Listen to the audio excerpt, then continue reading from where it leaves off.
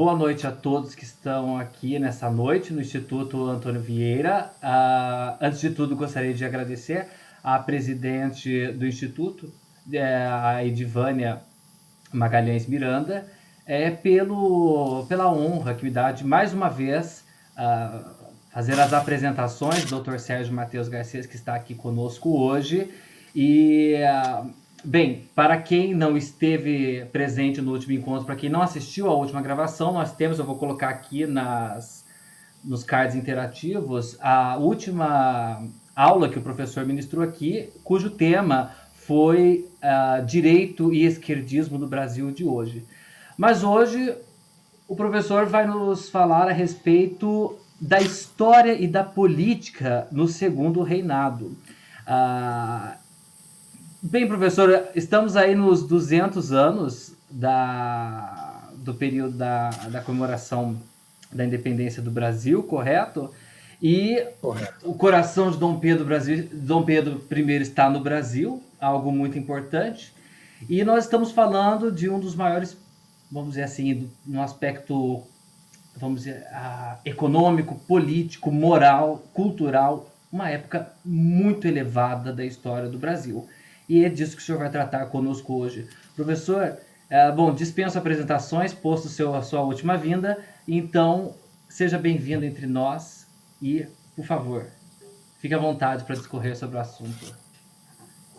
Mais uma vez, uma satisfação nós estarmos juntos aqui sob a presidência da nossa diva Miranda, Edivânia Miranda, com os membros ao vivo do Instituto Antônio Vieira, Aldo dos Santos Dias, Elaine Mendes de Freitas, Marcos Dias, Catiane de Oliveira Lima, Messênia Munhato, Vilso Yoshida, e também um outro membro que não está aparecendo aqui também, com a assistência do público ao vivo em cadeia nacional, já bem avisado, com 3 dias de antecedência. É realmente uma satisfação nós estarmos juntos. O Instituto Antônio Vieira sempre prestigia os professores e os estudiosos. Isso nós temos que render agradecimento a quem fundou o Instituto e também render agradecimento a quem o administra atualmente. Meus parabéns. Muito obrigado novamente pela segunda vez. Nós estamos juntos no Instituto. E antes de tudo, quero sempre reverenciar a memória do seu patrono, Padre Antônio Vieira. O Instituto não se chama Antônio Vieira por uma pessoa que passou na frente da rua e se chamava Antônio Vieira. Ele se chama Antônio Vieira porque se trata de reverenciar a memória de todos aqueles que representam o patrimônio histórico nacional, que inclui também o patrimônio artístico e religioso. A figura do Padre Antônio Vieira entre nós é exemplarmente acadêmica. E por isso, a minha primeira palavra não é sobre história e política do Segundo Reinado, como é meu tema, mas tem que ser necessariamente uma pequena passagem sobre a figura do Padre Antônio Vieira. Quem não se lembra do Padre Antônio Vieira como autor dos seus sermões? Aliás, a obra máxima de Padre Vieira, não é a única, são seus sermões. Há um tempo dos sermões, Vieira nos lembra que o cultivo da língua é a principal mensagem que o Brasil possa deixar para as gerações, não é? A mensagem que o Brasil possa desejar como boa para as gerações não são só as questões históricas, mas, sobretudo, a sua língua. Então, João VI já nos dizia que a língua é que mantém a identidade nacional. E, aliás, não é muito nós lembrarmos também que todos os administradores, inclusive da República que nós vivemos, também, entre eles os presidentes militares, nos lembram que a língua é um fator de identidade nacional. Também os presidentes democráticos da era dita posterior a 64 também nos lembram que a língua é um fator de unidade nacional. Então, Vieira se coloca como Camões, por exemplo, na língua portuguesa, na origem, na raiz lá em Portugal, se coloca como exemplar cultor da nossa língua. Nos sermões, Vieira nos lembra, por exemplo, que o culto à Santíssima Virgem Maria é para nós brasileiros um fator de guarda da nossa identidade, mas é um fator de guarda também do quê? Das riquezas espirituais que os brasileiros têm a legar para as outras gerações. Foi depois a princesa Isabel quem acabou também citando de alguma maneira direta ou indireta Vieira, quem nos deu aquela frase tão bonita: eu não vou governar o Brasil, ó Mãe Aparecida, mas se eu não governar por alguma vicissitude que aconteça, peço, Senhora, que a senhora coloque a sua coroa, a minha coroa sobre a sua cabeça e reine no meu lugar em todo o Brasil. Que frase maravilhosa de Nossa Senhora, citando também todo o culto da língua que ela, seu pai e seu avô, Dom Pedro I, que agora está entre nós, não é? Com o seu coração, fizeram menção a essa coisa tão importante que é a língua que espelha as tradições religiosas católicas e, de alguma maneira, hoje em dia entendidas como cristãs por todo o Brasil. Então, a primeira palavra é sempre sobre Vieira. E sob a proteção de Padre Vieira, vamos continuar, então, o nosso encontro de hoje, com muita alegria. Obrigado ao público utente, aquele público que agora nos ouve ao vivo, e também o público que nos ouvirá a posteriori, né? Nós temos aqui alguns minutos depois posteriores para que a gente possa conversar sobre perguntas sobre isso, e vamos entrar nas questões referentes à história e política no Segundo Reinado. Em primeiro lugar, uma preliminar. Nós temos que lembrar que ter a pretensão de falar sobre a história e a política do Segundo Reinado seria exatamente pretensioso esse expediente. Por quê? Porque, primeiro, que eu sou um professor de História do Direito Científico de Universidade Pública. Eu ocupei essa cadeira na Faculdade de Direito da Unesp, em Franca, e em sucessão aos meus colegas, ela foi fundada em 88, essa faculdade, nós lá pusemos diversas lições ao vivo para os nossos alunos, no sentido de que a história do Brasil, ela é vivida por momentos e por secções, né? E a história mais relevante do direito, inclusive, e da política, foi vivida na chamada consolidação da mensagem identitária do Brasil. O que é a mensagem identitária? A mensagem que foi construída após os poucos anos de governo de Dom Pedro I. Dom Pedro I fundou ou refundou o Brasil. Se nós tivéssemos uma fundação do Brasil com Cabral, sob domínio dos reis portugueses, nós não temos que lembrar que passaram diversos soberanos portugueses desde 1500 até 1822, a fundação do Brasil política se dá com a independência em 7 de setembro de 1822, esse ano 200 anos.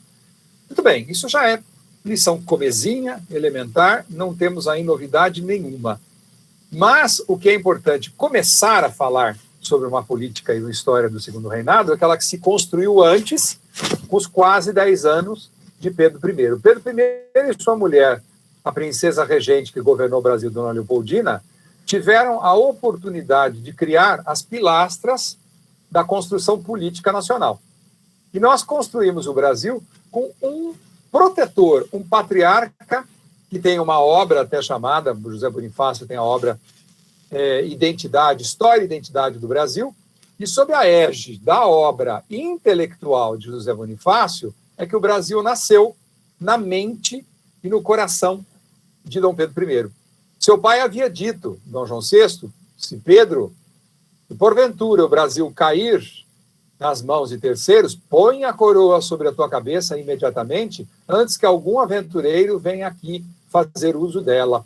Frase de Dom João VI, que legou a passagem do poder do rei Dom João VI para o príncipe regente. E naquele momento em que ele assinou a carta de regência, o Brasil então começou a dar os seus primeiros passos sob a égide do imperador, depois imperador, Dom Pedro I. Então, quais são as pilastras identitárias do Brasil que nasce naquele momento da passagem do poder de Dom João VI para o príncipe regente Dom Pedro I? Dom João VI nos deu a unidade política nacional, nos deu, sobretudo, a unidade de território, o mapa do Brasil desenhado ali, confirmado depois no governo de Dom Pedro I, pelas guerras que já houve no primeiro reinado, e no segundo reinado, por diversos conflitos internos e externos, essa identidade territorial se confirmou no Brasil, na República, com o trabalho do Marechal Cândido Rondon. O Marechal Cândido Rondon ele consolidou o trabalho do grande ministro e chanceler que nós tivemos no segundo reinado, o Barão do Rio Branco. Mas esse trabalho de identificação da primeira pilastra do Brasil como país foi ainda com o Dom João VI, ao fixar este mapa que nós temos hoje, não é? Tão bonito, que depois foi consolidado, como disse, na República por Marechal Cândido Rondon, mas que nasceu ali com a consolidação do Tratado de Tordesilhas. O Tratado de Tordesilhas, que todos conhecem da história primária, dividiu aquele mapa da América Latina com uma reta, né? E o que ficava à direita, que era bastante território, seria tudo de Portugal. O que ficava à esquerda era da Espanha. Então, parte do nosso território inicial, decorrente do Tratado de Tordesilhas, dos anos 1500, foi depois ampliado à esquerda no mapa por essas tratativas reinóis posteriores de Dom Pedro I e de Dom Pedro II. Então, a primeira pilastra identitária da história do Brasil foi o seu território. Em segundo lugar, a questão ligada à língua. O Brasil sofreu, como todos sabem aqui, diversas invasões. Nós tivemos invasões no Nordeste inglesas, holandesas, francesas, e tivemos tentativa de assacação do território nacional por diversos povos que tinham línguas diferentes da língua portuguesa. Então, nós não podemos esquecer que nós corremos o risco de sermos dominados por outros monarcas e soberanos, e temos hoje uma língua nacional pátria que não fosse o português. Corremos diversas vezes o risco, e só mesmo porque os portugueses, daquele país tão pequeno, geograficamente falando, mas tão grande de cabeça e de coração, fincaram o pé nas guerras e nas invasões que o Brasil teve, inclusive nos eventos de descobrimento diversos que hoje em dia está cada vez mais se consolidando, as diversas descobertas que o território nacional teve, ainda na época dos reis de Portugal, diversas vindas para cá, que agora estão sendo reveladas, nós tivemos a oportunidade de consolidar o mapa e consolidarmos também a língua, esse segundo fator identitário nacional. Professor, uma pequena pausa, uma pequena pontuação, é que esse cenário me parece muito parecido com o dos últimos 20 anos, pelo menos, né? Essa tentativa de ataque à soberania nacional, o interesse nas terras brasileiras. Só para já acabou antevendo e descobrindo o segredo que depois eu ia contar. Já fez uso da tampa da panela e tirou de dentro o alimento. Imagina, o senhor vai fazer isso muito melhor do que eu. É só uma pequena nota que é impossível passar por esse ponto sem notar o que tem acontecido no Brasil. Muito bem. Assim também todos os participantes aqui da live vão poder fazer as suas observações. Eu não me incomodo nem um pouco com isso. Vão fazendo as observações que elas são de sobejo enriquecedoras. Então, esse segundo fator de identidade nacional, a língua, com a predominância da política portuguesa de expansão militar e de colonização no bom sentido dessa palavra, etimológico, portanto, consolidaram a língua pátria, futura língua pátria brasileira, como sendo a língua portuguesa. Por fim, ainda com Dom João VI, nós verificamos o terceiro fator identitário nacional, o primeiro momento de política brasileira autêntica, quando Dom João VI, no episódio do Fico, diga ao povo que Fico, Dom Pedro I já era regente, Dom Pedro, então, se insurgiu contra as tropas portuguesas. Dom João VI mandou desembarcar no Brasil tropas portuguesas para buscarem de volta o príncipe regente e que ele fosse obediente às cortes portuguesas. O que eram as cortes portuguesas? As câmaras legislativas, a Câmara Alta e a Câmara Baixa de Portugal, que é o Senado, como se fosse hoje o Senado e a Câmara dos Deputados, que, junto com os ministros de Dom João VI e o próprio monarca, pretendiam que o menino Dom Pedro I obedecesse incontinente e muito, de maneira subjugante, obedecesse à ordem de Dom João VI. Hoje eu estou bem de cabeça, não sei se percebem, eu vou longe, porque tem há dias que a minha doença que é uma espécie de depressão, e também fatores intestinais que acabam depois me oprimindo como ser humano e como professor Garcês, não me fazem dar uma aula, mas parece que hoje, graças a Deus, eu estou bem, então registro essa passagem de agradecimento a Deus, Nosso Senhor, e a todos que estão me ouvindo aqui. E que alegria. Que alegria, né? Então, esse terceiro fator identitário, pessoal, identidade nacional, foi o momento político do dia do fico. Dom Pedro I respondeu, inclusive, com uma incursão que ele fez do Palácio São Cristóvão até o porto da Praça 15, com as tropas brasileiras, que eram luso-brasileiras naquele momento, mandando-as de volta com o comandante das galés, de toda a esquadra de navios que havia ali português, para invadir o Brasil no episódio do Fico, mandou-os de volta com a ordem dele: aqui no Brasil quem manda sou eu sou o príncipe regente. Os senhores têm ordem de voltar imediatamente a Portugal e aqui não pisarem mais os pés.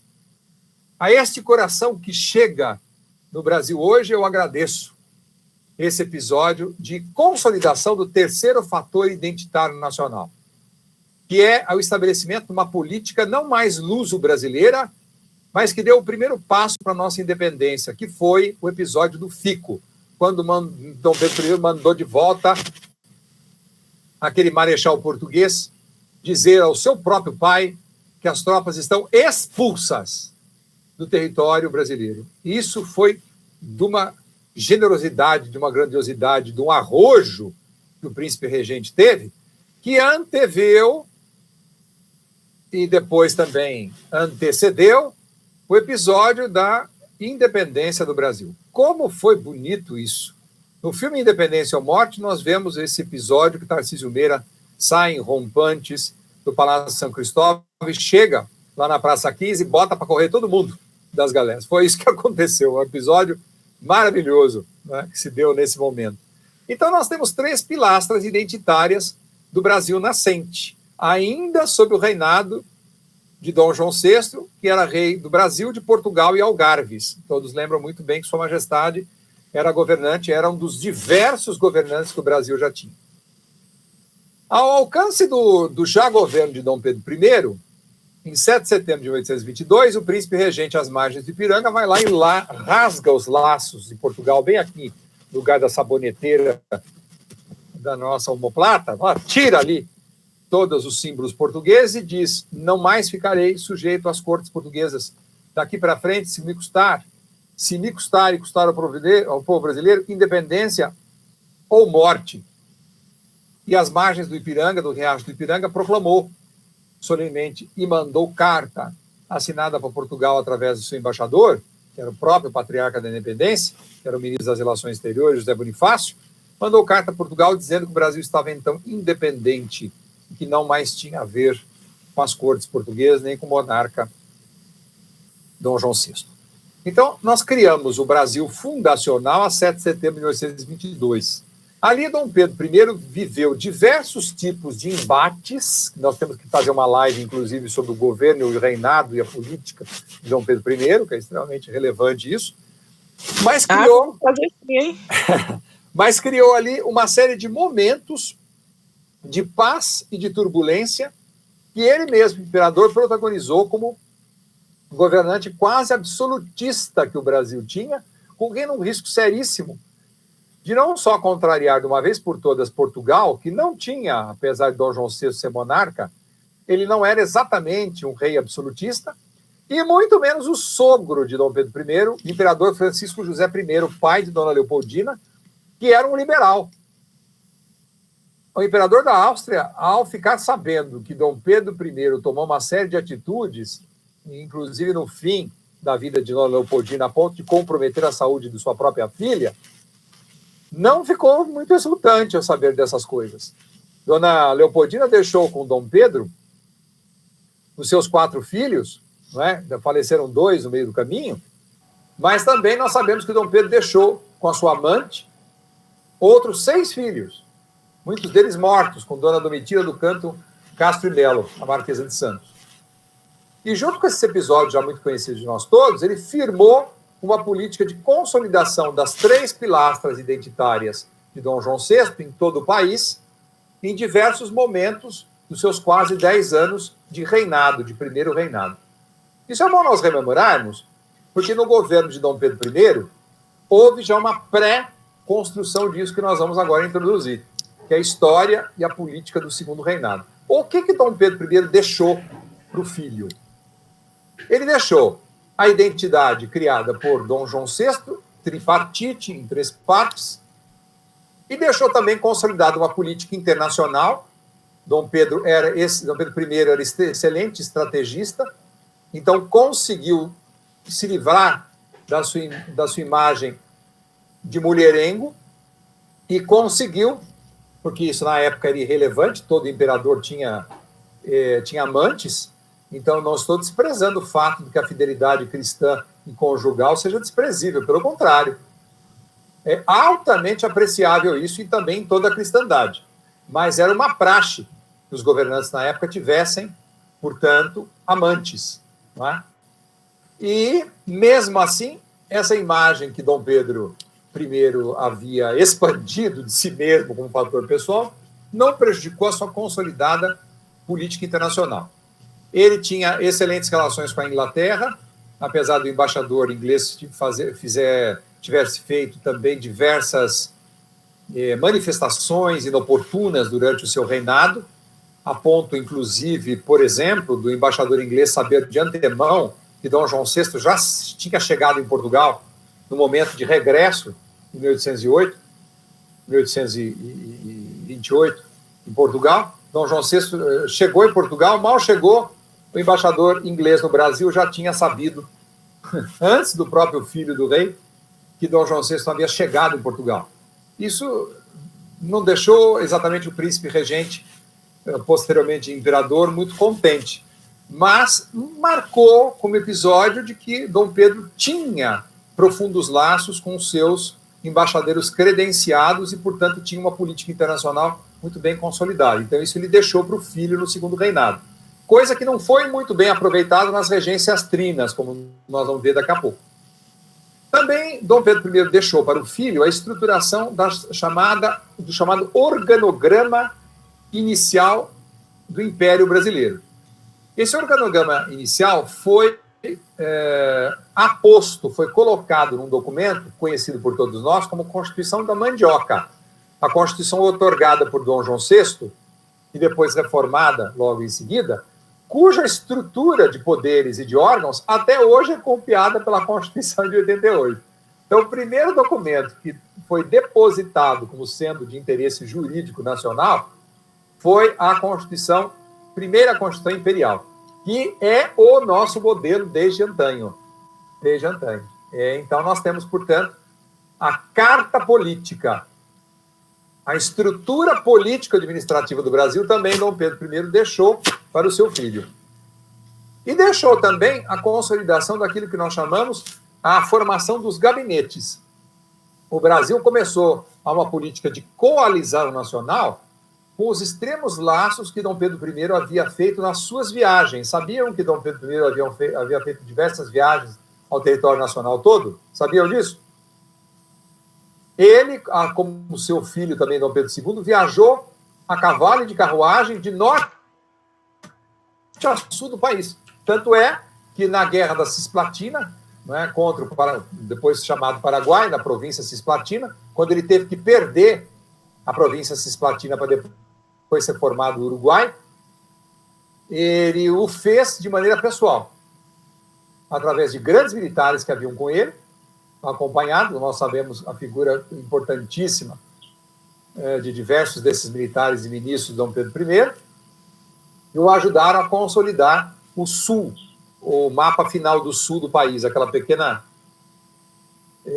parte de território em comparação ao resto, se compõe hoje do Paraná, Santa Catarina e Rio Grande do Sul.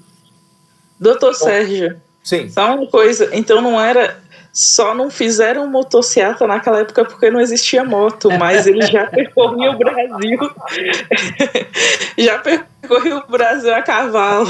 Pois é, Dom Pedro I fez isso a miúde, de forma a ele conduzir as tropas na frente, não só nas guerras, mas ele puxando as tropas com diversos acampamentos, mas ele fez também com comitivas e também mandou ministros, de modo que a consolidação da política de acordos regionais no Brasil começou com Pedro I.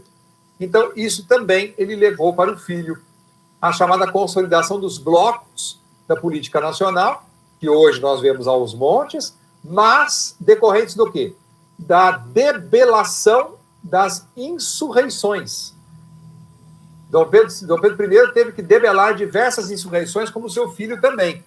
Não vou entrar na política do primeiro reinado, mas nós sabemos que ele atravessou diversas guerras, guerrilhas internas, que inclusive já combatiam a política do seu pai. E que ele conseguiu bravamente, de maneira altaneira, não permitir que elas progredissem. Né? Não foi a base de dizimação e matança de pessoas, como falam os ignorantes de história. Nem sempre. Ele chegava nos locais e não começava como guerra. Ele sempre começava com comitivas e com diálogos. Então é muito importante, porque todos os nossos antepassados conseguem testemunhar nos livros e nas cartas a extrema habilidade do imperador Dom Pedro I ao chegar em diálogo. E isso ele deixou para o filho também. E deixou inicialmente para as regências trinas, governadas por duas pessoas importantes, que foi José Bonifácio enquanto ele viveu, e depois pelo Marquês de São Vicente, que também foi tutor de Pedro II, ainda criança, no período das 3 regências trinas. Muito bem, então quer dizer que Dom João VI deixou 3 fatores identitários nacionais para Dom Pedro I. Dom Pedro I também deixou para o filho 3 consolidações, correto? Até aí todos entenderam? Perfeito, é importante professor. marcarmos isso, né? Fazemos as anotações devidas, porque é tão importante saber o que um deixou para o outro. Quem nos conta isso? Otávio Tarquínio de Souza, na biografia de Dom Pedro I, nos conta esse legado transpolítico que Dom João VI passou para Pedro I, e Pedro I passou, para nós começarmos a falar agora da história do segundo reinado, para o seu filho. Doutor Sérgio, deixa eu só fazer assim uma pergunta. Porque o Império Português, a monarquia portuguesa, ela nos trouxe a biblioteca, o conhecimento, né, livros, né, do Brasil. Também. E aí o senhor me fala que Dom Pedro, ele começava com um diálogo, uma comitiva. Então, quer dizer, ele creio que ele tinha uma inteligência e um conhecimento muito grande, muito vasto. Fora do comum. Fora do comum. E foi uma alma que desceu a esse mundo provido de um conhecimento, autoconhecimento dele, fora do comum. Ele tinha esse dom, a habilidade política entre os povos. Era próprio de Dom Pedro I isso.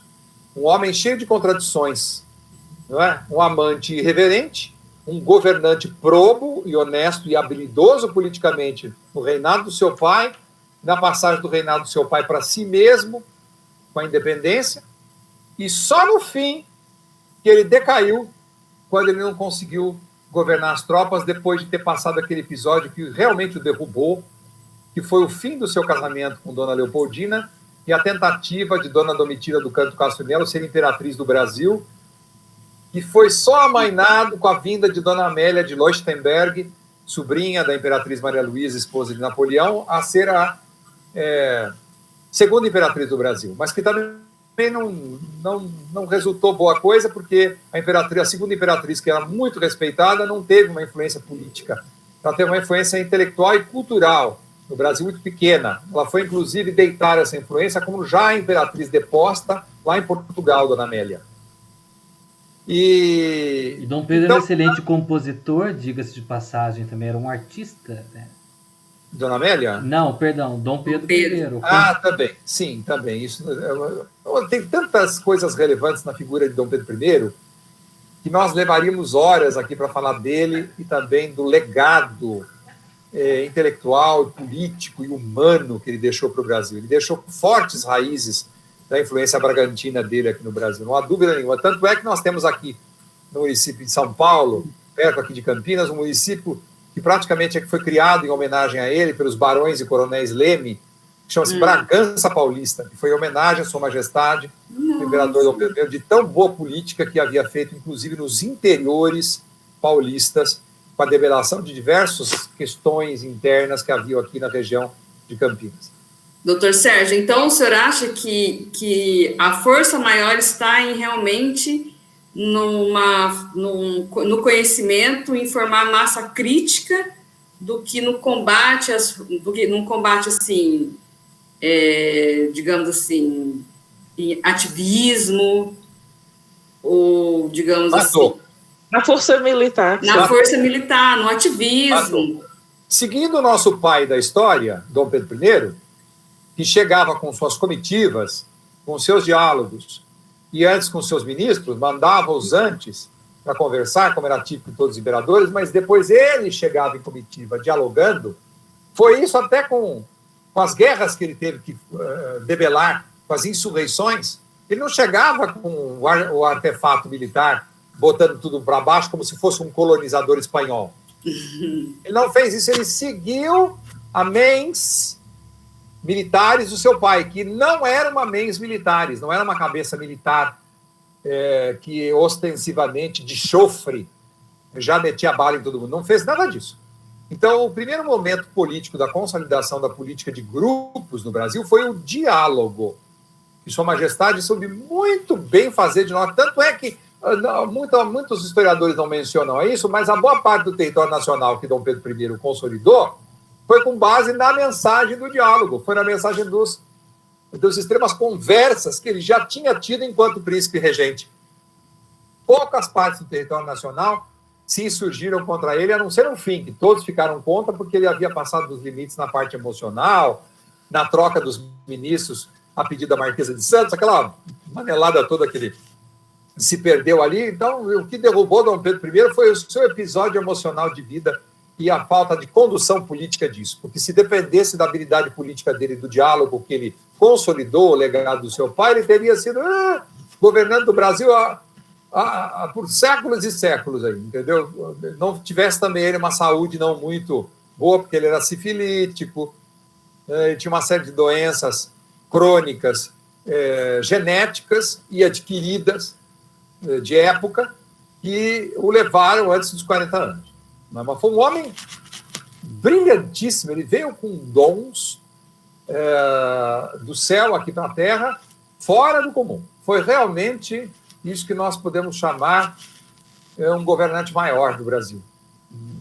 Fantástica cabeça política, legislativa, artística, descomunal. E seguido e conseguido junto de uma mulher, filha do imperador Francisco José da Áustria, Dona Leopoldina, que foi também uma governante exemplar que nós tivemos no Brasil. Quando ela chegou, como Dona Carlota Joaquina também chegou com uma comitiva de sábios e tudo, Dona Leopoldina trouxe para o Brasil, já tendo estudado antes lá na Áustria, toda a botânica nacional, toda a miscigenação racial brasileira, toda a história do Brasil e toda a história também da flora e da fauna brasileira. Ela trouxe sábios consentâneos a expandir tudo que nós já tínhamos aqui. Ela veio estudadamente para o Brasil.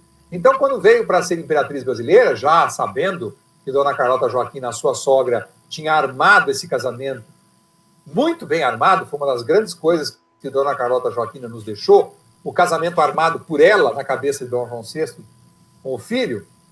Dona Leopoldina veio para o Brasil de maneira já estudada para secundar a vontade da sogra, a vontade política da sogra, de efeito de deixar o Brasil numa situação administrativa e política fora do comum. Imagine, no meio do mato das Américas, que não tinha importância nenhuma para a Europa, consolidaram um reino em 10 anos. Quem é que teria conseguido fazer uma coisa dessa, senão uma austríaca, antecedida por uma espanhola, genial, ao contrário do que fala a Dona Carlota Joaquina, que dava passos, todos eles muito bem estudados também. A rainha Dona Carlota Joaquina, não deixemos de lembrar, era irmã de Dom Felipe II, que foi também governante do Brasil, anteriormente a Dom João VI, seu irmão, rei de todas as Espanhas, e ela, portanto, é rainha do Brasil, Portugal e Algarves, e também princesa de Espanha. Então, Sua Majestade também dava passos estudados enquanto co-governante do Brasil, junto com seu marido. uma rainha extremamente inteligente, habilidosa. Foi um pouco insurreta também, porque depois, quando chegaram lá, ela tentou fazer uma revolução contra o marido, porque qualificava o próprio marido como fraco politicamente, mas deu em nada, porque ela e o filho Dom Miguel tentaram fazer a revolução de Vila Francada e foram propriamente, não digo subjugados, mas foram anulados pelo marido dela e pai de Dom Miguel, Dom João VI. E estamos falando aí de mentes brilhantes, né? A senhora cita a Dona Carlota, temos aí Dom João VI, que foi o único imperador a enganar Napoleão, fundando o Brasil com tudo. Foi o único rei a enganar Napoleão. E temos aí no Brasil também, nesse cenário que o senhor descreve, Dom Pedro, a Imperatriz Leopoldina, que era uma mulher erudita, muito culta, que falava em vários idiomas, e o fundador do Brasil, foge-me o nome agora, o senhor acabou de citar o nome dele. Bom, se nós pensarmos que o fundador foi Dom Pedro I, nós tivemos dois mentores. José Bonifácio, perdão. José Bonifácio, o patriarca da independência, o Andrada e Silva. Nós tivemos 3 Andradas e Silva como relevantes para o início do Brasil. José Bonifácio, seu irmão Martim Francisco de Andrade e Silva, e sua irmã, Dona Flora Maria de Andrade e Silva Brantes de Carvalho, que era irmã também do patriarca da independência. Bom, mas é isso, não sei se respondi a sua intervenção, Aldo, corretamente. Aí, apenas apontando que temos mentes brilhantes neste período, e esses 3 últimos aí, por sinal, formavam, né, parecia haver uma certa... uns certos ares eventuais de inimizade entre Dom Pedro I e José Bonifácio, às vezes não tinha uma... Não, depois nós vamos entrar nisso também, certo, não havia, perfeito. não. O José Bonifácio teve que sofrer. Seria matéria para conversar isso numa live do Primeiro Império, né? Mas o José Bonifácio teve que suportar a presença do presidente do Congresso Nacional, que era um jurista, Clemente Pereira, que era maçom como ele também, que tinha certas influências no Congresso Nacional, para anular a política do patriarca da independência, porque ele sentia ciúmes dele. Então, o Congresso já queria, naquela época, governar o Brasil através do presidente do Congresso, senador Clemente Pereira, que lançou mão de uma política feroz, agressiva, diretamente ligada ao patriarca da independência, para anular a sua influência política e também anular a tutoria que ele exerceria depois em cima da figura do menino Pedro de Alcântara, depois Pedro II. Então, foi essa atividade, né, que o Clemente Pereira fez e que o José Bonifácio teve que aguentar. Essa política foi uma política de anulação, foi dentro do Congresso Nacional, dentro do Palácio São Cristóvão, e com muita fofoca, com muita construção de cisânia. Né? Não era exatamente uma personagem em paz, o jurista Clemente Pereira, que foi, aliás, autor do primeiro projeto de Código Civil Brasileiro, na época do Império. Foi um jurista brilhante, mas extremamente cheio de cisânia na construção de políticas contrárias ao início do Brasil como reino e como país, inclusive. Atrapalhou um pouco. Sabe? O episódio do Fico, por exemplo, ele estava predominando politicamente, ele presidiu a sessão do Fico no lugar de José Bonifácio, que ficou ultrajado com isso, sabe, o Clemente Pereira. Ele e mais 2 membros do Congresso Nacional na época também. Bom, voltando ao nosso raciocínio, com relação, então, aos 3 legados que nos deixou o imperador Dom Pedro I para o seu filho, nós, então, temos o episódio que inicia, historicamente, o governo de Dom Pedro II, a sua maioridade. Então, o imperador Dom Pedro I foi embora e deixou o filho nas mãos de quem? Quem ficou governando o Brasil no lugar de Bonifácio? Pois é, então quem governou a pessoinha de Dom Pedro II, quer dizer, o tutor pessoal, inicialmente foi José Bonifácio de Andrade e Silva. Depois foi seguido por quem? Foi seguido pelo Marquês de São Vicente, José Antônio Pimenta Bueno, que foi o maior constitucionalista que esse Brasil já teve, inclusive o nome do principal instituto de direito constitucional do Brasil até hoje tem o nome dele, José Antônio Pimenta Bueno, conhecido mais somente como Pimenta Bueno. Pimenta Bueno, portanto, foi Marquês de São Vicente e foi o segundo tutor e influenciador da vidinha de Dom Pedro II. Nós não podemos dizer que não podemos esquecer que a sua ama foi a Condessa do Barral, muito conhecida, não é? E antes dela houve uma outra senhora também, Dona Ana Vitória, que governou a vida pessoal, da intimidade de Dom Pedro II, que formou a sua alma como se Dona Leopoldina ainda estivesse viva. Nossa. Não é? Dona Ana Carlota de Magalhães. Dona Ana Carlota de Magalhães foi a primeira ama de Dom Pedro II e depois seguida da Condessa do Barral, a Condessa Belmonte. Não é? Essas são as influências que Pedro II, então, criança, quantos anos Pedro II foi deixado aqui no Brasil para o seu pai? Quantos anos tinha Pedro II quando ele viu a galé ir embora com Dom Pedro I e Dona Amélia de Leuchtenberg na ponta da galé? Quantos anos tinha o coitadinho de Dom Pedro II? Ele tinha 4 aninhos, ele nem se lembrava nas cartas que ele conta da ida do pai dele, do episódio da ida. Se pouco se lembra, se pouco se lembrou, não relata muito isso depois.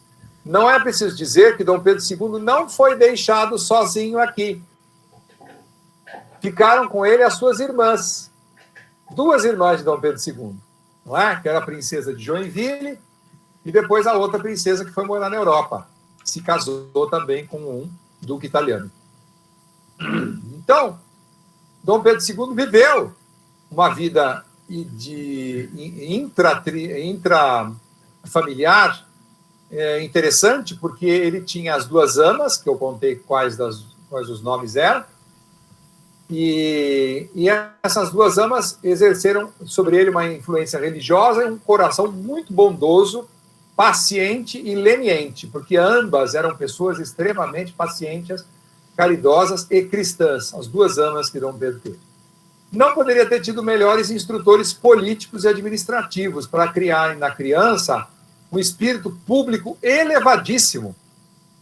Criaram um menino de 14 anos para ser adulto aos 14 anos, um menino emancipado, 10 anos depois da deixada que seu pai o deixou na Praça 15, criaram um espírito público tão elevado que ele se fez oblação para o Brasil aos 14 anos.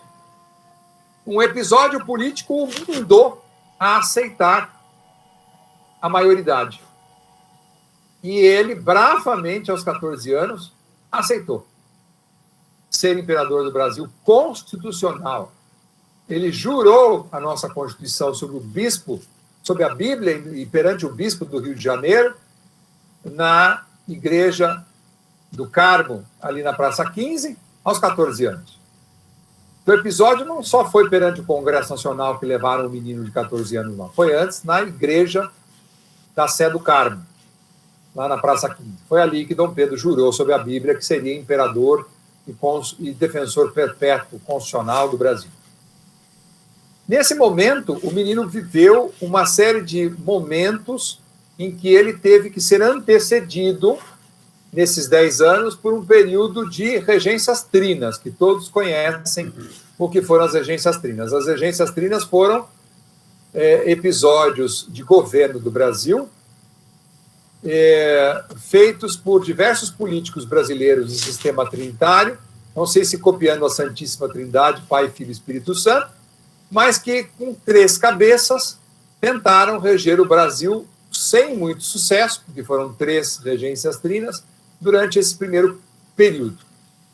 Não podemos esquecer alguns nomes desse período em que Dom Pedro II foi nulo politicamente, mas que já conseguiu dar uma série de impressões pessoais aos futuros jurisdicionados e súditos que deixaram o Brasil cada vez mais encantado. Veja, o menino conseguiu seduzir o Brasil com uma identidade pessoal, ele e suas irmãs, que passava os muros de São Cristóvão e se noticiava por cartas e por conversas em todo o Brasil que encantaram o Brasil. Como é que alguém antes dos 14 anos conseguia encantar o Brasil só com notícias, conversas e produzidos os atos de efeito político administrativo por governantes na regência trina? Como é que ele conseguiu isso?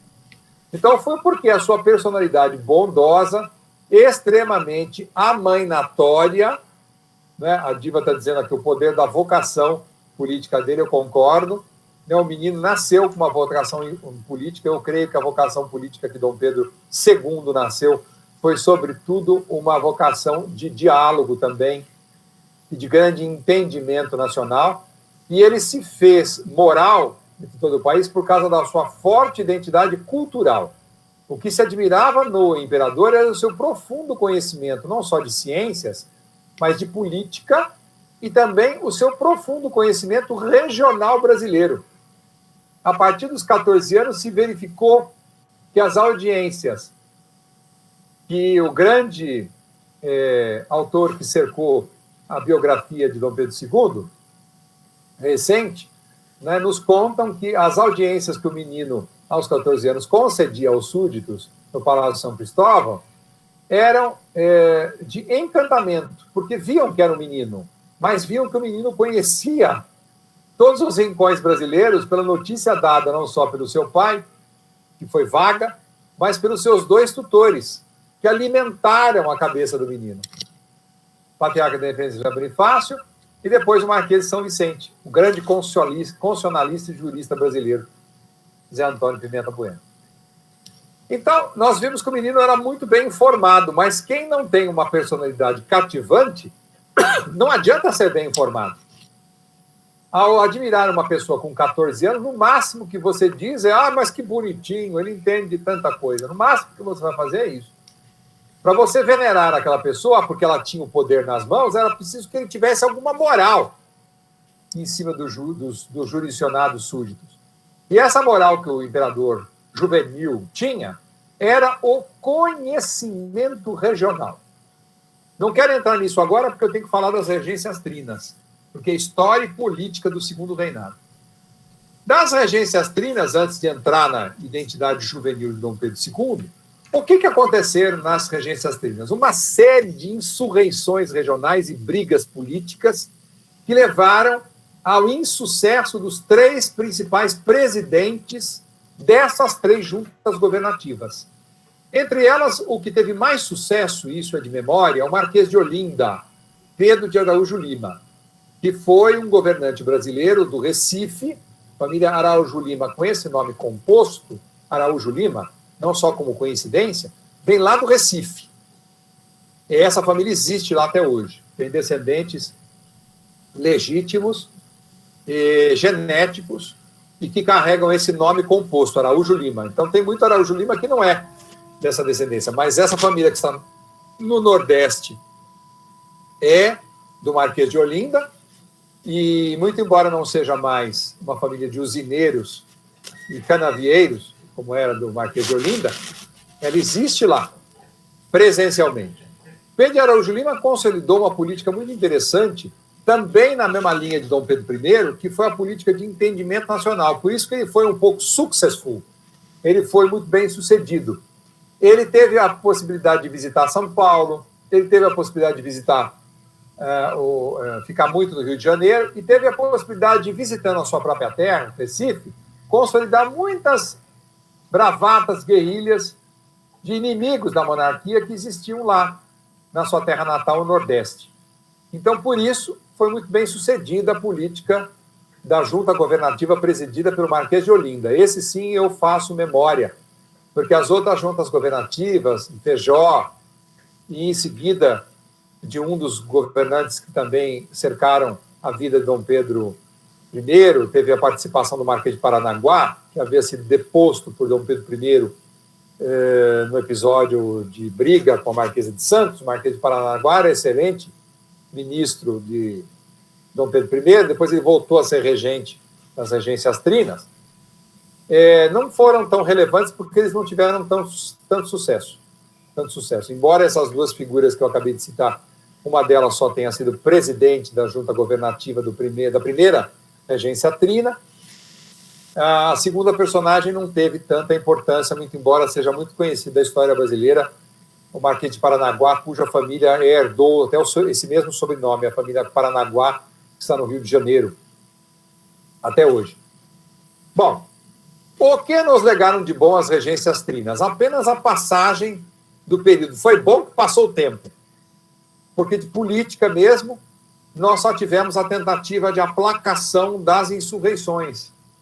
Não houve uma efetividade de governo administrativo e econômico nas regências trinas significantes. Elas foram, pode ver todo e qualquer historiador que vocês possam consultar, foram regências trinas aplacatórias dos problemas de brigas regionais. Então, aqueles momentos que nós acabamos de dizer há um tempo atrás, que Dom João VI deixou 3 fatores de identidade nacional, Dom Pedro I passou para os seus filhos também 3 pilastras da identidade nacional, as regências trinas aproveitaram muito pouco isso.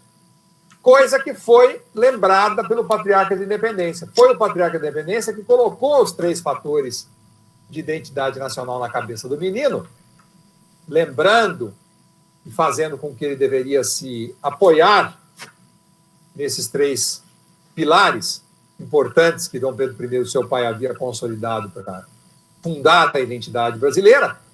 E foi a partir dos 14 anos, então, que Dom Pedro II, experimentalmente, com o auxílio do Marquês de São Vicente, porque naquela época o Patriarca da Independência já havia falecido, né? Nós não podemos esquecer que o Patriarca da Independência foi tutor de Dom Pedro II, já bem idoso, porque ele é do tempo de Dona Maria I. Ele era jovenzinho quando a Dona Maria I, mãe de Dom João VI, mandou estudar em Portugal, em Coimbra.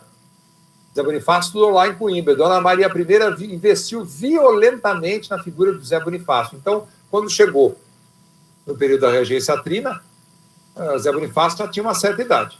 Então, ele morreu no período da regência trina, o que fez com que o Marquês de São Vicente se tornasse, então, o tutor único da figura de Dom Pedro II. Eu não posso também deixar de fazer menção a que a figura de Dom Pedro I também teve, Dom Pedro I teve como tutor o Frei Arrábida, que todos conhecem do filme Independência ou Morte. O Frei Arrábida era um frei português que esteve no Brasil educando culturalmente, foi o grande professor que Pedro I teve dentro do Palácio São Cristóvão.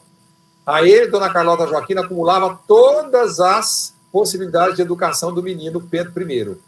Frei Arrábida era latinista, era professor de canto e música de Pedro I, então foi ele que, inclusive, incrementou a parte cultural do imperador Dom Pedro I, para depois ele produzir os 3 fatores de identidade nacional do Brasil na cabecinha, passadas as regências trinas de Dom Pedro II, através da inoculação dessas 3 pilares de identidade do Brasil, na cabecinha do menino Dom Pedro II, já com 14 anos. Diga lá, Aldo. Rapaz, tem uma pergunta aí. Não, diga-se de passagem, esse período de regência trina não foi nada muito auspicioso para o Diogo Antônio Feijó, por exemplo, que teve um desfecho muito triste na história. Muito triste. Foram todas elas sem sucesso. Foram todas elas, a não ser a regência do Marquês de Olinda, insignificantes sob o ponto de vista administrativo, econômico e político, inclusive. Elas não foram realmente... Até que foram 3. Senão teria sido uma só. Foi preciso fazer uma série de experimentos com ministros para que eles pudessem ter a capacidade de governar o Brasil e vigiados sempre pelo Patriarca da Independência ou pelo Marquês de São Vicente. Foi isso que aconteceu, né? Nesse período aí. Bom, 10 anos.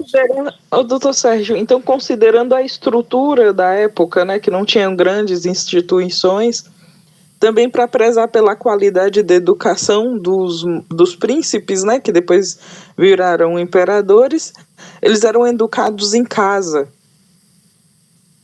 Então, a educação inteira de Dom Pedro II foi dentro do Palácio de São Cristóvão. Não era, os seus tutores também fizeram o menino viajar muito durante o Brasil. Dom Pedro II já nasceu viajando e muito novinho também teve, não quando muito jovem, mas assim que cresceu aos 6 anos, começaram a fazer uma série de viagens com o futuro imperador muito jovenzinho por todo o Brasil. Com ele e, aliás, com suas irmãs também. Dona Maria Francisca...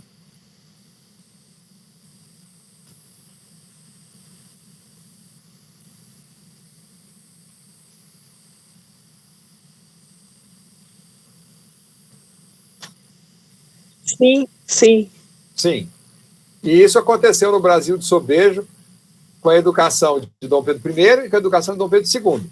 eles foram educados por preceptores, que era o professor doméstico, o professor profissional, mas que só dava aula no âmbito doméstico. A sala de aula dele era dentro do palácio.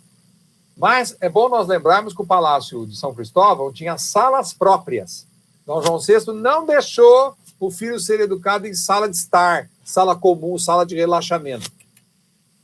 Dom Pedro I foi educado por Feia Rábida e pelos diversos professores que ele teve na sala de estudos do palácio, lá na parte de baixo, que era perto dos escravos e das cavalariças, né, ao resto do pé do chão, né, como se dizia na época.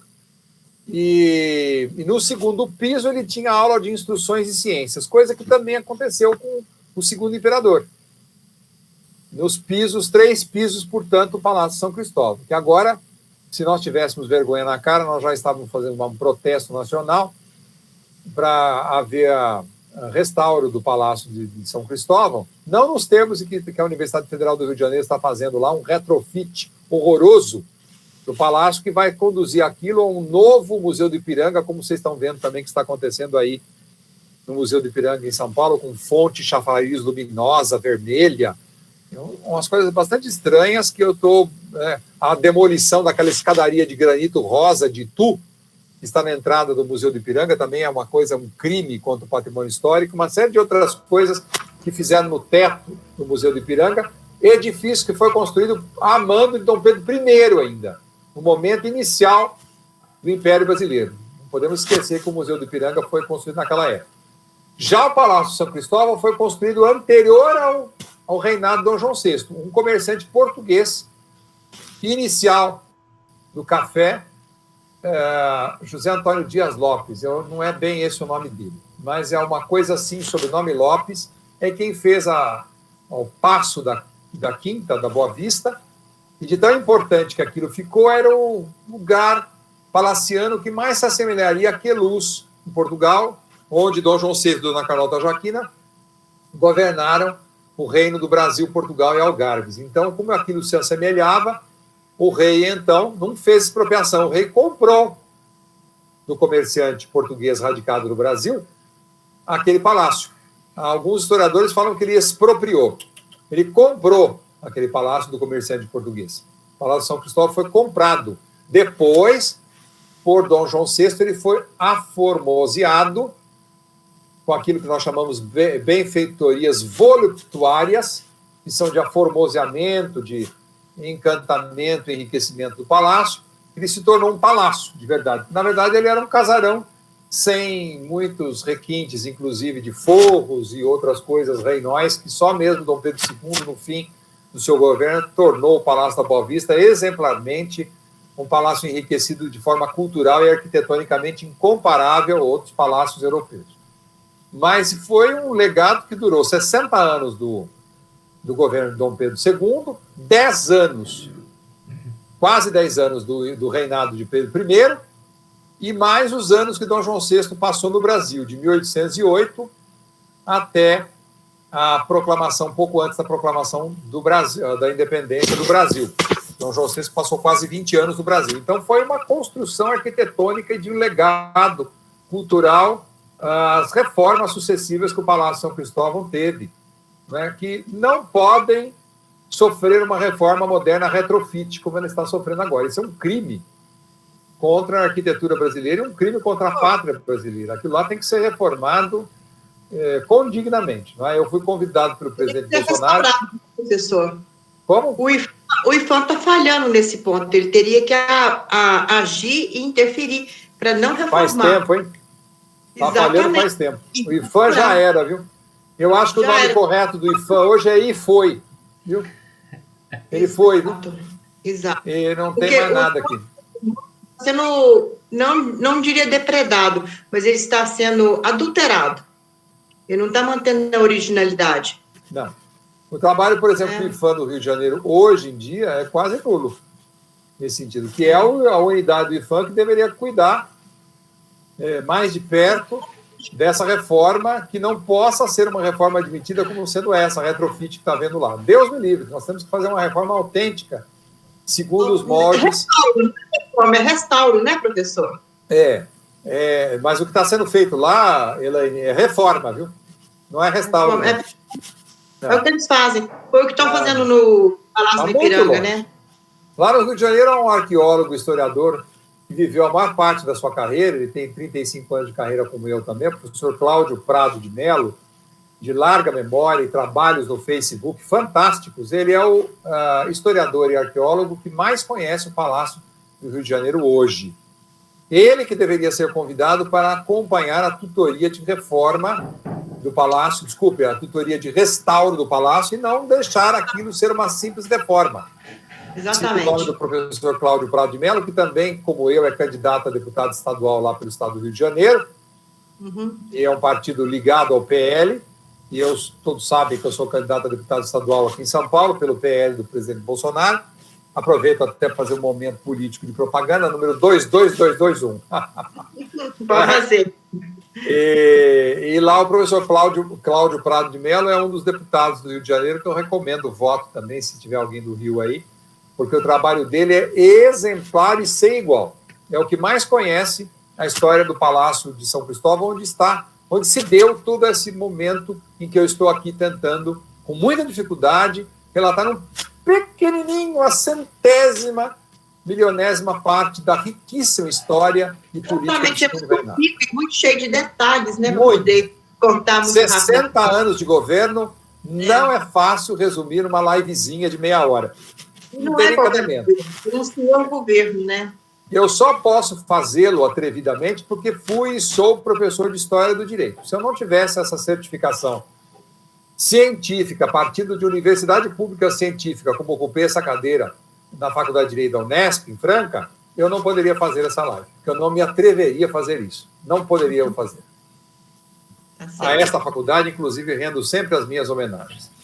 Mas espero que não seja por falta de oportunidade, professor, porque no ritmo que está indo, eu creio que o senhor poderia vir aqui pelo menos uma vez por mês tratar desses assuntos e ir desdobrando esses temas para uma formação pessoal de todos aqui. O que o senhor poderia fazer brilhantemente, não apenas pela formação, reconheço, obviamente, como o senhor disse, por conta dessa formação, mas a sua formação pessoal, a sua erudição pessoal contribui para que tudo isso culmine numa exposição muito bela sobre esse assunto. Então, já fica também aqui adiantado esse pedido de que o senhor sempre volte para tratar, podendo até formar uma formação particular neste assunto. Ótimo pedido e ótima sugestão, Aldo. Obrigado, Elaine. Obrigado, Catiane. Palavras do Aldo as minhas. Obrigado, Diva. Obrigado, viu? Nossa, assino embaixo. Muito e também bem. Pelo seu amor ao Brasil. Tem muita gente que conta a história do Brasil com muita falta de reverência. Assim. Você tem uma grande reverência pelas autoridades, pela história do Brasil. Isso é muito bonito. É uma parte do sentimento de brasilidade que a minha família vai completar agora. Os Garcês no Brasil vão completar em 22 de janeiro de 1532, portanto, agora em 2032, devo estar vivo lá até lá, 500 anos de Brasil, uma das primeiras famílias brasileiras que vai completar 500 anos do Brasil. Nós temos os incunábulos da chegada, inclusive, que vieram de Portugal com a família, da própria nau da 2ª Esquadra de Martim Afonso de Souza e alguns outros documentos e objetos que atestam a veracidade do que estou dizendo, por mim, comprovada e também depois verificada em diversas viagens que eu fiz a Portugal para verificar se os documentos que eu tinha aqui, em português arcaico e gótico, batiam com as documentações que existem lá no campus da Universidade de Lisboa, a Velha, em Lisboa, onde foram transferidos os arquivos da Torre do Tombo em Belém. Não existem mais arquivos dentro da Torre do Tombo, eles foram transferidos pelo campus da Universidade de Lisboa. Todo o arquivo da saída das naus foi transferido para lá, onde eu estive sob a orientação de um professor português que tinha sido, inclusive, deputado e grande estudioso, está vivo até hoje, com quase 100 anos, o professor Adriano Moreira, e quando me viu entrando no campus da Universidade de Lisboa, me disse, está aí um Garcês. Ele já disse na entrada, porque conhece as características genéticas da família Garcês e me viu de longe, já sabendo que eu ia visitá-lo, mas quando me viu, não fez encômios, não fez elogios. Ele fez, a gente percebeu que da forma com que ele fez, que ele sabia o que estava falando a respeito da genética da própria família, que não incluía essa cabeleira, essa ausência de cabeleira, mas incluía o porte físico e outras coisas que devem ser ditas de forma tão verdadeira como fez o professor Adriano Moreira naquela ocasião, na primeira vez que eu visitei Portugal, em 1996. Muito bem. Então, meus amigos, vamos partir agora para o momento em que Dom Pedro II começou a governar o Brasil a partir dos 14 anos, para tentar dar os principais passos da história e da política iniciada por Pedro II. Então, o que fez Pedro II aos 14 anos e até ele atingir a maioridade no Brasil, que realmente naquela época, pelas constituições reinóis, era aos 18 anos. Nos 4 primeiros anos do seu governo, ele foi auxiliado também pelo constitucionalista Pimenta Bueno. Por isso que a USP tem o Instituto de Direito Constitucional com Pimenta Bueno até hoje, repito pela segunda vez, porque ele foi o pai e o guardião da grande achado e legado constitucional brasileiro em torno das constituições que o Império teve. Claro que ele não foi propositor, porque faleceu antes, ainda no momento em que Dom Pedro II era jovem, Pimenta Bueno então faleceu, e não pôde ser o guardião da Constituição, mas outros juristas o fizeram durante os 60 anos de reinado de Dom Pedro II. Nesses 4 primeiros anos, Dom Pedro II, portanto, estabeleceu uma política de consolidação do reino, usando também o mesmo fator que seu pai utilizou no momento em que teve que debelar as insurreições políticas. O que ele fez? Ele saía em direção às pessoas pessoalmente para dialogar. Aos 14 aninhos, 16, 17, 18 anos. Tanto é que, nesse período inicial, ele conseguiu debelar 2 insurreições. E essas 2 insurreições regionais fizeram-nos passar a imagem para o Brasil e para a história, e para os livros e as biografias de Dom Pedro II, que ele era um menino extremamente hábil, bondoso e paciente com os inimigos. Então ele lançava a mão da sua palavra, mas esperava uma coisa que poucas pessoas têm hoje em dia a sabedoria de aguardar, que é o efeito das palavras. Se às vezes nós nos atrapalhamos com as nossas palavras com as pessoas, porque às vezes nós não esperamos, é só a idade que faz a gente fazer com que as palavras tenham um efeito bom. Eu, quando não estou muito bem da minha doença, acabo dizendo palavras mais do que devo dizer, e até momentos que a gente é infeliz na colocação de palavras, mas não estando deprimido, a maior parte das vezes em que a gente consegue dar aulas e conversar com as pessoas são momentos de extrema lucidez, como está acontecendo agora, momentos de extrema luz, inclusive, e de diálogo com as pessoas. É muito importante nós fazermos menção a isso, né? E nesse ponto, o menino Pedro II se consolidou, que foi a arte do diálogo e a espera do efeito das suas palavras. Ele conseguiu debelar 2 insurreições com base no blá, como se diria hoje em dia. Com a ajuda dos seus ministros, mas com a sua palavra. Ele mandava primeiro a embaixada a cavalo para render os adversários com o diálogo e a tentativa de fazer aquilo que nós chamaríamos hoje de reuniões. E, em seguida, ele, se não comparecia, mandava a embaixada para conversar com os insurretos. Com esse mesmo tipo de dialogação, ele conseguiu vencer o primeiro momento do 4º inicial do seu 2º reinado. E, com isso, ele se consolidou com um apelido. Dom Pedro II, inicialmente chamado de diplomático. O menino Pedro II ganhou esse apelido, extremamente diplomático, extremamente polido. Né?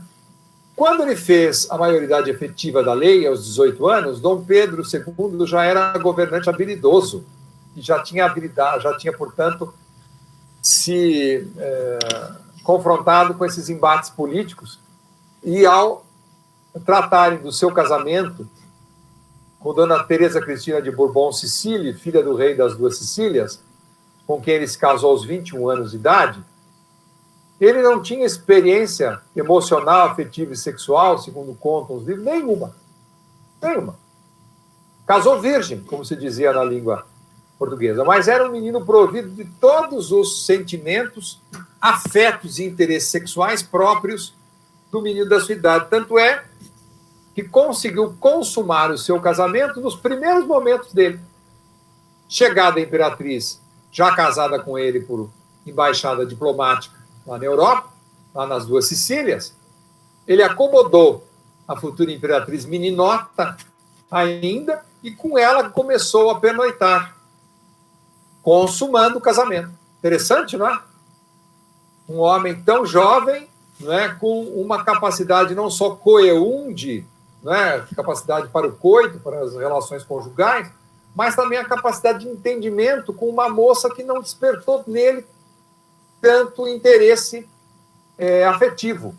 Ele só conheceu a imperatriz devagar e tomou nela um tamanho amor que se apegou a ela. Tanto é que quando ela faleceu, 60 anos depois, ele chorou copiosamente durante meses. Se amofinou e pegou doença de tuberculose por causa da falta da companhia daquela mulher. Inicialmente não foi muito apetecível sob o ponto de vista sexual, mas foi sob o ponto de vista emocional. Ele se afeiçoou a ela. Com isso, ele se manteve rígido e coeso na sua atividade governativa, por causa justamente da companhia afetivo-sexual daquela que não lhe pareceu, nos primeiros momentos, muito interessante. Tanto é que ele reclamou para sua ama e reclamou para sua irmã: me enganaram, Titília, me enganaram. Uma frase célebre dele. Não é? Mas já tinha Photoshop para enganar assim? Não, porque também nós não podemos esquecer que a meninota, filha do rei das duas Sicílias, Dona Teresa Cristina de Montmorency, era coxa, um aleijão que ela tinha, genético de nascença. Então ela mancava um pouco, não era uma coisa estrondosa, um aleijão horroroso, mas ela mancava um pouco por causa da má conformação da sua perna direita. Como diria o Brás Cubas, né? Pena que era coxa. Pois é. E também, mas é engraçado, Diva, porque... o professor, confirme, por favor, eles também mostraram a foto da irmã, né? Teve essa troca, não foi a questão do Photoshop. Eles mostraram a foto de uma irmã. A notícia que corre é essa também. Não vai que eles fizeram tipo uma pintura a óleo por cima da foto, né? Para dar uma retocada. Photoshop faz sentido.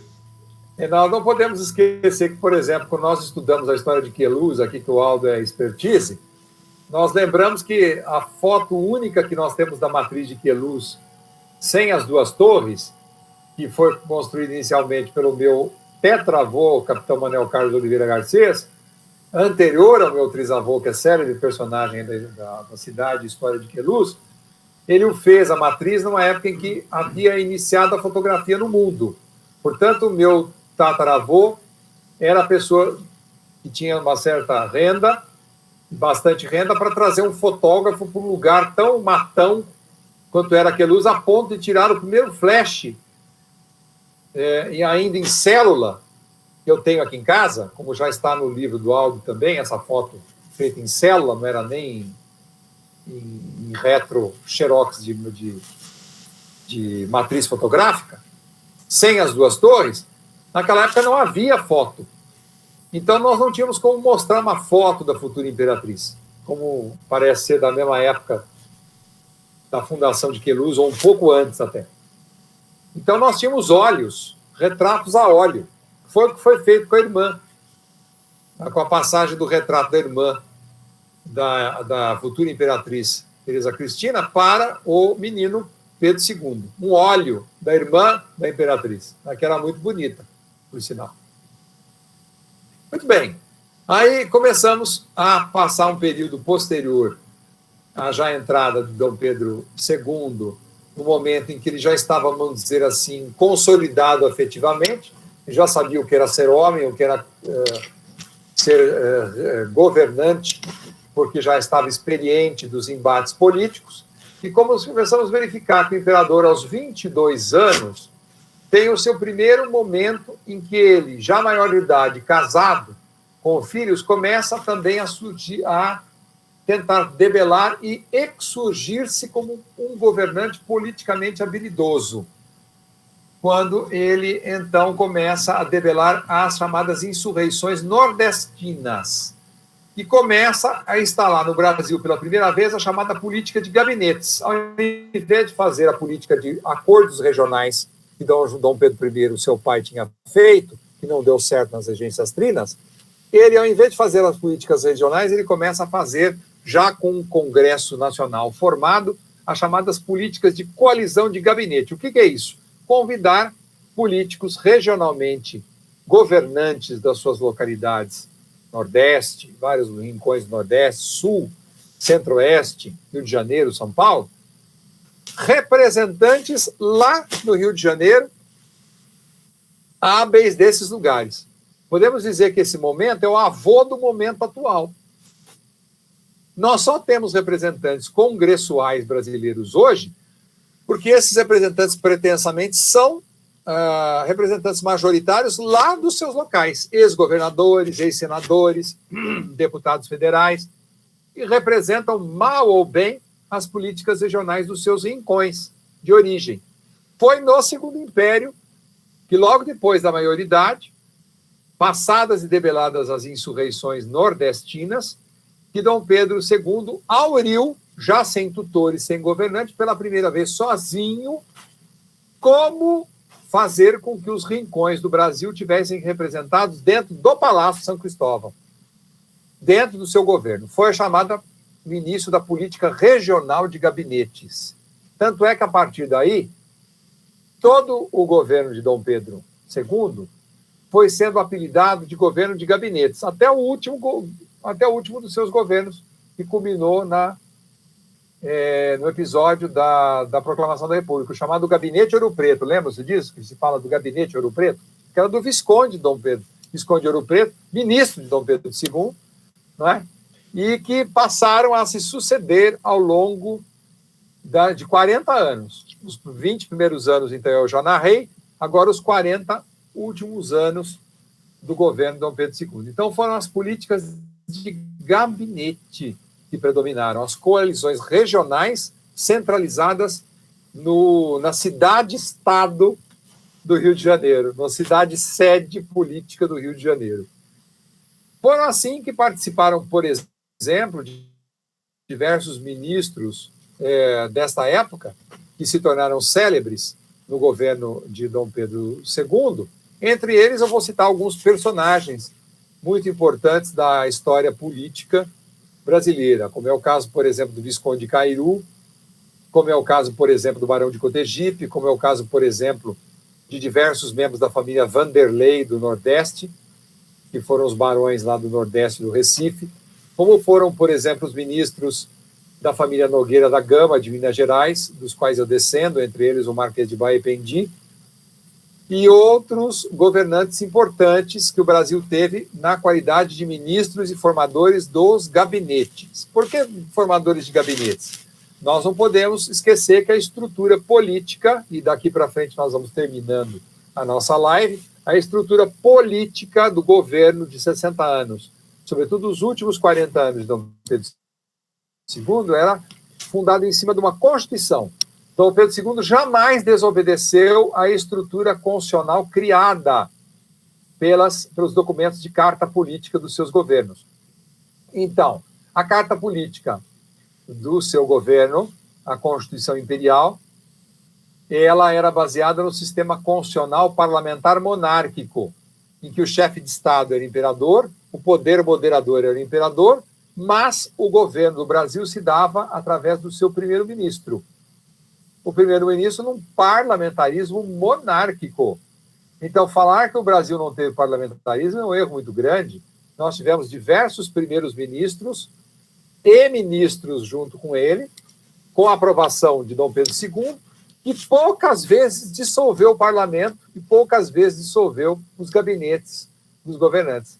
Foram 2 as vezes que Dom Pedro II teve que lançar mão de decreto de dissolução do parlamento.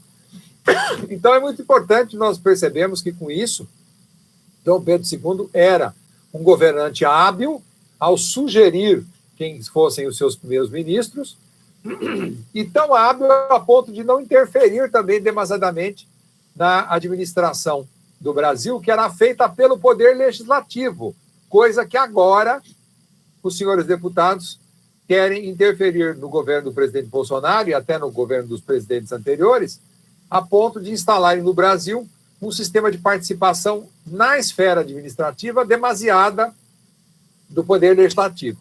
Está se dizendo, entre os estudiosos do direito constitucional, que nós já estamos vivendo um semipresidencialismo.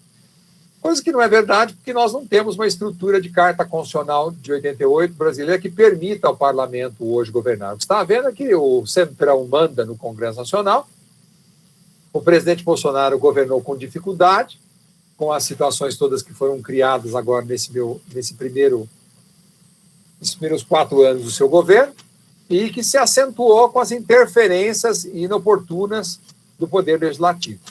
Mas as interferências oportunas que o Brasil recebeu vindas do Poder Legislativo foram o Segundo Império, nos 40 anos do habilidoso chefe de Estado que foi Dom Pedro II. Ali as interferências não foram interferências.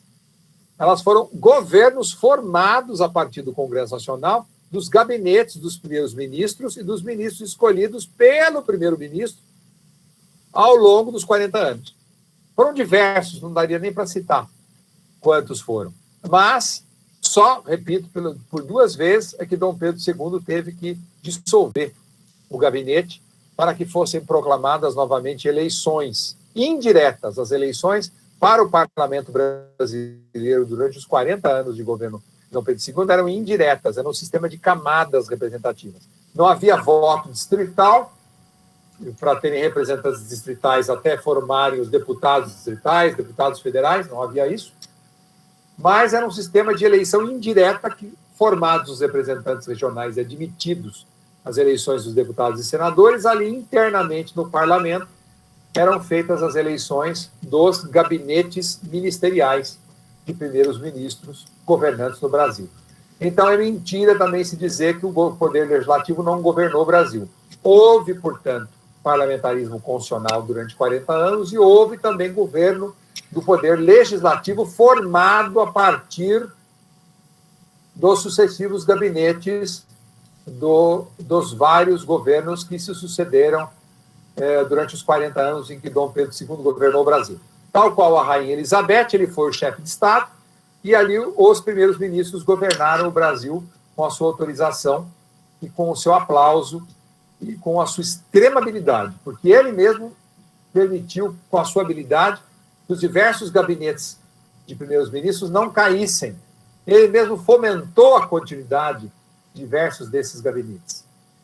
Nós temos que lembrar, por exemplo, nesse sentido, a política que Dom Pedro II tentou, já no fim do seu governo, debelar, que não foi muito feliz, que foi na questão chamada questão religiosa. Não sei se lembram, ele acabou se chocando por obra da maçonaria com os religiosos, bispos, abades e outros religiosos. A maçonaria tinha uma excessiva influência no último dos gabinetes dos governos de Dom Pedro II, e ali ela influenciou de tal forma o conjunto de informações para Dom Pedro II, que ficou bastante claro que os bispos que governavam a Igreja do Brasil e, de certa forma, o povo brasileiro estavam interferindo demasiadamente na política do governo e deveriam ser presos, deveriam ser encarcerados, deveriam ser perseguidos.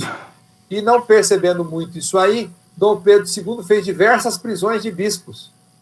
Nós lembramos, por exemplo, o caso de Dom Viçoso, Minas Gerais, que ficou preso, aquela outra questão de Dom Pedro II com Dom Vital, no Nordeste, uma série de bispos, portanto, que foram presos sob os mandados de prisão de Dom Pedro II, que comprometeram, foi aí a causa da queda de Dom Pedro II, que comprometeram o seu governo. A imperatriz Dona Teresa Cristina teve uma participação fundamental, porque é extremamente religiosa, e ela, com o seu catolicismo ultramontano, interferiu na vida de comunicação do Palácio São Cristóvão com os bispos, aplacando uma série de questões que, às vezes, Dom Pedro II, nas visitas que ele recebia os bispos, no Palácio de São Cristóvão, Dona Teresa Cristina sempre dava a sua palavra para amainar os ânimos que vinham dos diversos pontos do Brasil, das visitas dos bispos no Palácio de São Cristóvão. Por que bispos visitavam o imperador? Porque naquela época havia mistura da igreja com o Estado, e só foi separada na República. Então o imperador era chefe da igreja também católica no Brasil. Então os bispos, para serem nomeados, para serem admitidos em promoção, para virarem arcebispos, precisavam passar pela política do império. Então foi aí que Dom Pedro II, no último quartel do seu reinado, se confundiu com a palavra excessiva da maçonaria no momento em que ele deveria ser mais habilidoso do que politicamente impositivo. E não conseguiu segurar, portanto, a derrocada do último momento do seu governo. O governo de Dom Pedro II, antes dessa derrocada, foi extremamente successful, né? Usando esse termo da língua inglesa pela segunda vez. Vou lembrar para terminar. Por exemplo, no Brasil, Dom Pedro II trouxe energia elétrica. Não havia energia elétrica no Brasil, ele que trouxe. Trouxe água encanada. Trouxe azulejo. Aliás, quem trouxe azulejo em umas viagens da Europa foi Dona Teresa Cristina. Ela que introduziu o conceito de azulejo. Ela que introduziu o conceito de banheiro dentro de casa. Com azulejo e com água encanada, quente, inclusive. Depois introduziu também a culinária italiana, nós conhecemos muito bem, foi trazida pela Imperatriz. Mas voltando ainda aos feitos de natureza administrativa e não culinários. Dom Pedro II trouxe para o Brasil o telégrafo e os correios. Consolidou o porto do Rio de Janeiro. Trouxe para o Brasil, por exemplo, a alfabetização, não só ditada pelo regime do Colégio Pedro II, como uma alfabetização enraizada e capilarizada nos diversos colégios brasileiros em todas as capitais das províncias reais. Introduziu no Brasil a cultura popular vinda das raízes indígenas e miscigenadas, com diversas raízes regionais, portuguesas, holandesas, enfim. Ele permitiu, inclusive, que os brasileiros conhecessem a influência que as invasões tiveram. Ele instalou teatros de norte a sul do Brasil. Tanto é que nós temos o teatro no Rio Grande do Sul e temos o teatro no Amazonas. Tudo com a mesma construção de tipo renascentista. Ele fez os principais palácios de governo em cada um dos hoje chamados estados. Não há um estado brasileiro em que a sede de governo, exceto Brasília, não tenha sido construída por Dom Pedro II. Brasília e São Paulo. O resto, todos os outros palácios dos governos estaduais hoje foram feitos por Pedro II na época das províncias. Província Real de São Pedro do Rio Grande do Sul, tem o Palácio. Província Real de Santa Catarina de Sena. Província Real de Santa Maria do Paraná. Província Real de São Paulo Apóstolo. Província Real de São Sebastião do Rio de Janeiro. Todas têm sedes, portanto, reinóis, criadas pelo segundo reinado de Pedro II, que, portanto, instalou uma estrutura físico-material palaciana, identitária também, porque todos os palácios feitos por ele têm uma mesma arquitetura renascentista. E ao bater os olhos, você logo vê, opa, isso aí tem a cara dos mesmos palácios, parecidos com o Palácio de São Cristóvão e com as sedes do governo dele feitas posteriormente. O Palácio de São Cristóvão é da época do avô dele, mas as sedes com aquele triângulo renascentista, com as sedes de janelona quadradona, às vezes com umas janelonas redondas, mas quadradona embaixo, dá para ver bem que é a arquitetura renascentista ou pós-renascentista.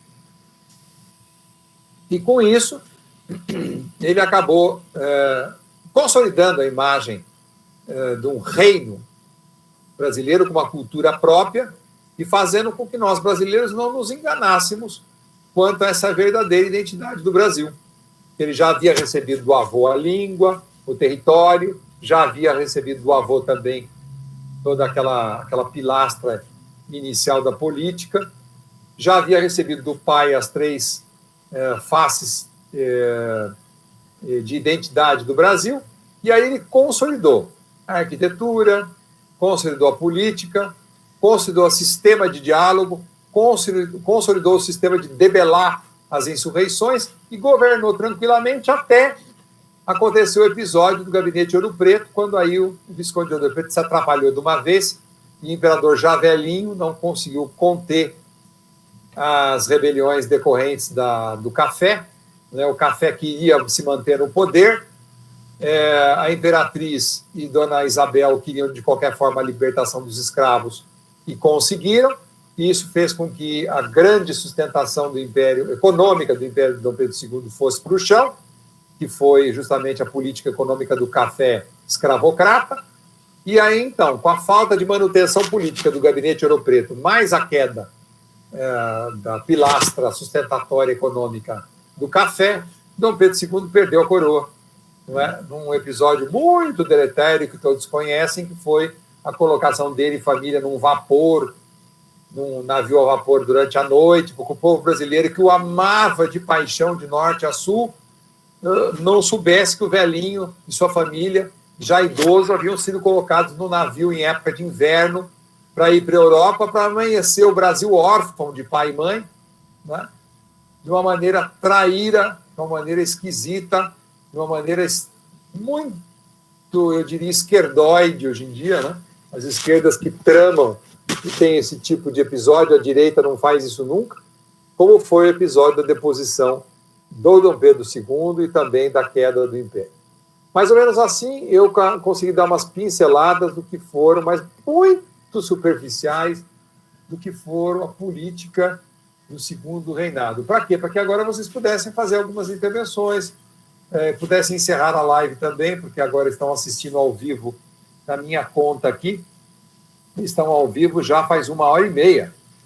Então podem encerrar a live para o público, se desejarem, ou fazerem uma outra pergunta que venha das pessoas que estão participando. Quero agradecer a todos, muito obrigado, que Deus os guarde sempre, não reparem na minha fraca fala, e os historiadores e juristas que me assistem me perdoem pela superficialidade da forma com que tratei o assunto, mas que deixei pelo menos as primeiras notícias, portanto me resumo a dizer que apenas deixei as primeiras notícias do que foi a história e a política do Segundo Reinado, e inclusive uma parte introdutória do Primeiro Reinado e também do momento em que Dom João VI deixou a identidade brasileira bem consolidada como príncipe regente do Brasil. Uma boa noite a todos. Muito obrigado. Boa noite, professor. Muito obrigado pela sua atenção, pelo modo como o senhor tratou este assunto hoje. E, embora, como o senhor disse, seja um tratamento sumário, isso dá abertura a um estudo mais amplo, a vários outros estudos aqui no nosso canal. E, bom, para quem assistiu a esta palestra, eu peço que, por favor, curtam e compartilhem aí pelo YouTube, divulguem o canal, divulguem o trabalho do Instituto Antônio Vieira. E, professor, além de agradecermos, espero que o senhor aí agora, que é candidato a deputado estadual também, caso Deus lhe conceda a vitória nesse cenário político, que o senhor possa se inspirar e realizar muitas ações aí com o mesmo caráter com que tiveram as políticas do Primeiro e do Segundo Império. Professor, Deus o abençoe, muito obrigado, e eu passo as palavras finais aí de Vânia. Obrigado, Marcos, obrigado, Catiane. E vamos seguir com as palavras da nossa diva, presidente do Instituto Antônio Vieira, agradecendo ao público também presente, e não esquecer, professor, aqui, Garcês é candidato a deputado estadual pelo PL do presidente Bolsonaro, quem não gostar, paciência, mas é o meu grande herói nacional, com o nosso governador Tarcísio, nosso senador Marcos Pontes, aqui por São Paulo. Quero agradecer também a presença, parece, do príncipe Luiz Felipe de Orleans e Bragança, que é candidato a deputado federal, tem número de legenda 2253. E eu tenho o número de legenda para ser votado até o dia 2 de outubro, 22221, ou seja, tudo número 2, exceto o último número, que é o número 1. Assim me despeço.